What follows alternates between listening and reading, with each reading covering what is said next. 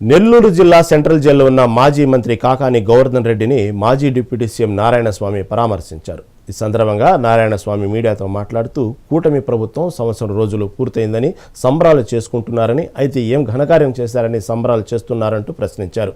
గోవర్ధన్ రెడ్డిని అన్యాయంగా అక్రమంగా వివిధ రకాల కేసులతో జైల్లో పెట్టడం దారుణమన్నారు. ఒక కేసులో బయటకు వస్తాడేమోనని మరొక కేసు, ఆపైన మరొక కేసు బనాయిస్తూ కూటమి ప్రభుత్వం ప్రవర్తిస్తుందని ఆగ్రహం వ్యక్తం చేశారు. ఒక సంవత్సరం అయిపోవటం జరుగుతుంది.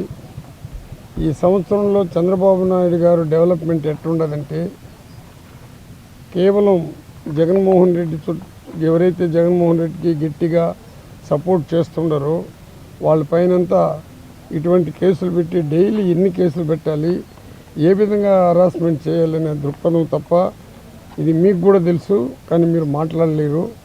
ఈ దృక్పథం తప్ప వేరే దృక్పథం కనబడట్లేదు.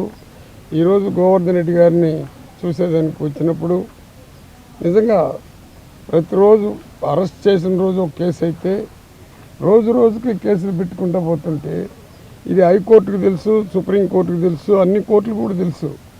కానీ కోర్టులు కూడా నా విజ్ఞప్తి ఏమంటే, ఒక తూరి అరెస్ట్ చేసినప్పుడు వాళ్ళని జైలుకి పంపించినప్పుడు తప్పుంటే ఎవరు దాన్ని కోర్టుల్ని మనం క్వశ్చన్ వేయాల్సిన అవసరం లేదు. కానీ ప్రతి తూరి కోర్టుల్లో ఇదే విధంగా చేసి రోజు రోజు కేసులు పెడుతుంటే ఈ వ్యవస్థ ఎక్కడి వరకు పోతుందో చూడండి. ప్రజాస్వామ్యం అంటే ప్రజల చేత ఎన్నుకోబడిన ప్రభుత్వం అంది. ఈ ప్రజల చేత ఎన్నుకోబడిన ప్రభుత్వం ప్రజాస్వామ్యాన్ని కూని చేస్తూ ప్రజల చేత ఎన్నుకున్నటువంటి ప్రభుత్వం కాకుండా ఒక నియంతృత్వ పరిపాలనగా కనబడుతున్నది. ఈరోజు మేమందరూ కూడా ఇక్కడ మాట్లాడితే మా పైన కూడా ఎవరినో ఒకరిని పంపించి కేసులు పెట్టి, అన్యాయమైన కేసులు పెట్టి అరెస్ట్ చేసే కార్యక్రమాలు చేయటం ఈ ప్రభుత్వానికి మంచిది కాదు.